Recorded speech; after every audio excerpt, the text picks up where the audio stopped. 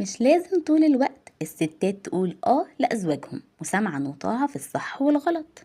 طبعا كده هبقى فيمينست وش وهيتسف عليا كتير من هنا للصبح. اساسا النصيحة دي شكلها مش معقولة قوي. هخلي نصيحتي النهاردة للرجالة وابقى في السيف سايد واقول لهم اسمحوا لزوجاتكم في مناقشتكم واسمعوا ارائهم وادوهم مساحة اختيار. عشانهم لا ابسولوتلي، ده عشان بنوتك القمر تطلع سوية.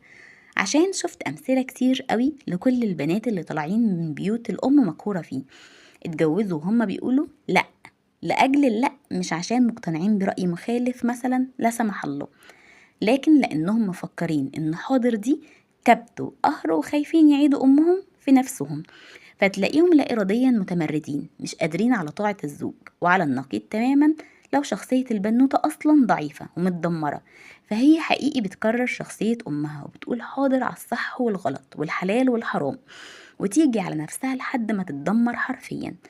فإحنا بيبقى عندنا أسلوب تربية أو ثقافة أسرية بتطلع شخصيتين متناقضتين تماما حسب استقبال كل شخصية.